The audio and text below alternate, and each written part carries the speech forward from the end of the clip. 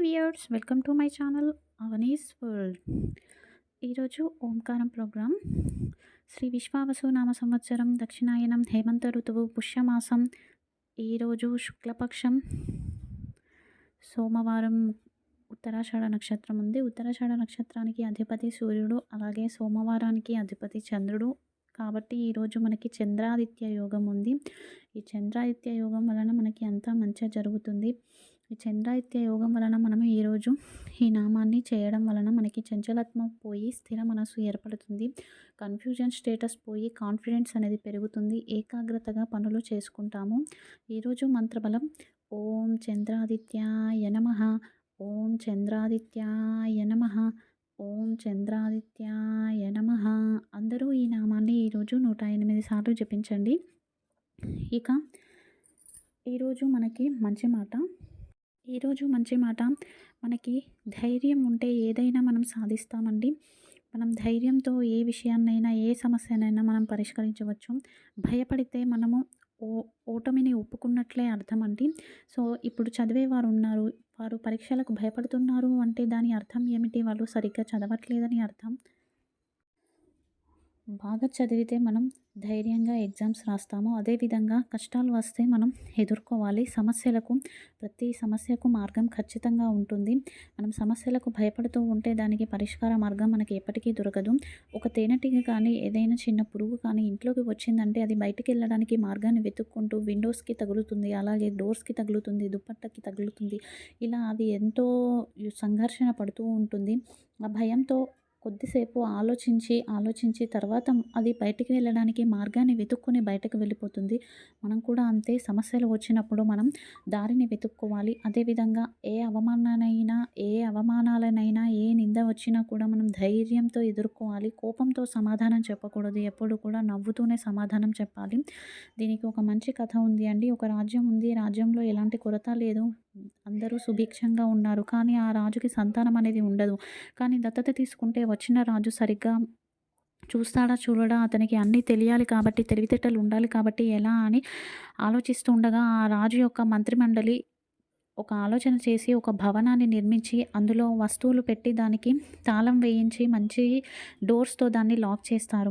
ఇక దానిపైన ఒక గణిత సూత్రాన్ని రాసి ఇది సాల్వ్ చేస్తే, ఈ రాజ్యంలోని యువకుడు ఎవరైనా వచ్చి సాల్వ్ చేస్తే వారికి రాజ్యం లభిస్తుంది అని చెప్పేసి దండోరా వేయిస్తాడు. అందరు యువకులు ఆ సూత్రాన్ని రాసుకొని వెళ్తారు, కానీ ఎవరు దాన్ని పరిష్కరించరు. చివరగా ఒక భిక్షకుడు వస్తాడు. అందరూ ఇతను వచ్చాడు ఏంటి, ఇంతమందితో కాలేంది, ఇతని వల్ల అవుతుందా అని చెప్పేసి అనుకుంటారు. కానీ ఆ భిక్షకుడు వెళ్ళి ఆ 2 డోర్లను తోయగానే ఆ డోర్ ఓపెన్ అయిపోతుంది. ఇంకా అందరూ కూడా మీరు ఇన్ని డేస్ భిక్షకులు మీకేమీ తెలియదు అనుకున్నాం, కానీ మీరు మహాజ్ఞాని, అది ఎలా చేయగలిగారు అంటే, అందరూ వచ్చి వెళ్తున్నారు, దీన్ని సాల్వ్ చేయట్లేదు అంటే దీని వెనకాల ఏదో కష్టమైన పని ఉంటుంది అని నాకు అర్థమైంది. సో ధైర్యం చేసి నేను తోసాను అని చెప్పేసి చెప్తాడు. అలాగే మనకి ప్రతి సమస్యకి కూడా సూక్ష్మంలో మోక్షం అనేది ఉంటుంది.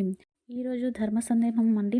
రాత్రి సమయాల్లో వృక్షాల కింద నిద్రించవచ్చా అని చెప్పేసి చాలామంది అడుగుతున్నారండి. అలా నిద్రించకూడదండి. అలా నిద్రించడం వలన ఆయువు అనేది క్షీణిస్తుంది. అలాగే చాలా వరకు కూడా ఈ మధ్యలో క్యాన్సర్తో బాధపడుతున్నారు అని చెప్పేసి వస్తుంది అండి వృక్షాల కింద నిద్రించడం వలన. అలాగే రాత్రి సమయంలో చెట్లు అధికంగా కార్బన్ డైఆక్సైడ్ను ఉత్పత్తి చేస్తాయి అండి. దాని వలన శ్వాసకోశ సమస్యలు వస్తాయి. ఇది శాస్త్రపరంగా కూడా, అలాగే వైజ్ఞానిక పరంగా కూడా వృక్షాల కింద నిద్రించకూడదు అని చెప్పేసి చెప్తున్నారు. దీని కారణంగా మానసిక క్షోభ వస్తుంది, ఇల్లు వెదిలి వెళ్ళిపోతారు.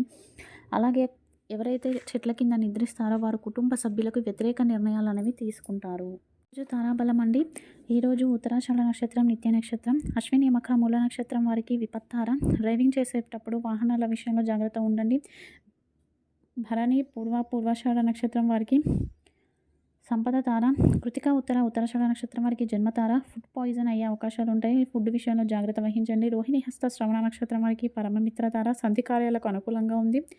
మృగశిర చిత్త ధనిష్ట నక్షత్రం వారికి మిత్రతార. కష్టానికి తగిన గుర్తింపు అనేది లభిస్తుంది. ఆరుద్ర స్వాతి శతభిష నక్షత్రం వారికి కోపం ఎక్కువ ఉండడం వలన అవమానాల పాలవుతారు.